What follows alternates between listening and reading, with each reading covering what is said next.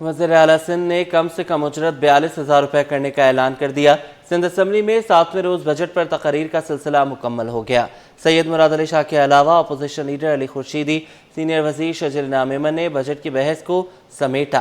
135 ارکان نے بجٹ بحث میں حصہ لیا، جبکہ اپوزیشن نے 800 سے زائد کٹوتی کی تحریک جمع کرائی۔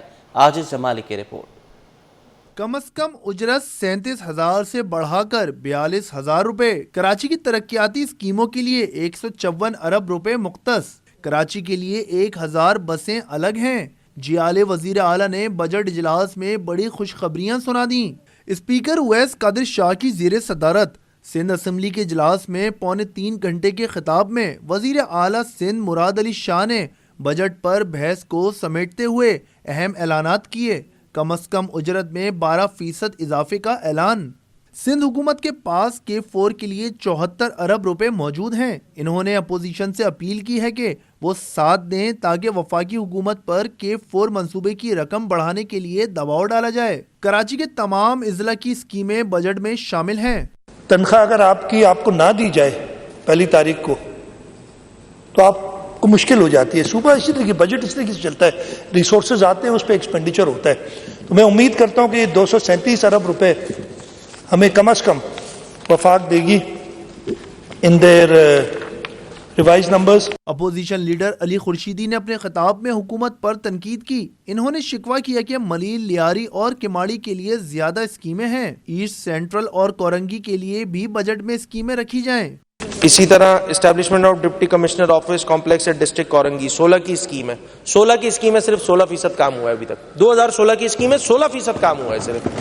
اسی طرح maintenance repair of 333 flat at railway station 2017 کی اسکیم ہے، کام کمپلیٹ نہیں ہوا، نہ اگلے سال کرنے کا ارادہ ہے۔ Construction of office accommodation of deputy commissioner Keamari 2021 کی اسکیم ہے، 80% کام کمپلیٹ ہوا ہے۔ کہنے کا مقصد صرف اتنا سا ہے کہ ان اے ڈی پیز میں میں نے 100 میرے پاس ابھی ویسے اگر میں پوری گنوں گا اس کو بیٹھ کے تو کوئی 300 کے قریب ایسی اسکیمیں جو اسی طرح رول رہی ہیں۔ سینئر وزیر شرجیل انعام میمن نے کہا کہ بجٹ میں کراچی کے لیے کئی میگا پروجیکٹس ہیں۔ I work for Sindh app launch کیا جس میں روزگار مل رہا ہے۔ اب تک ایپ میں 72 لاکھ افراد رجسٹر ہوئے، 1,27,000 افراد کو روزگار ملا۔ کراچی، حیدرآباد، لاڑکانو، بے نظیر آباد، سکھر، میرپور خاص میں پیپلز بس سروس چل رہی ہے۔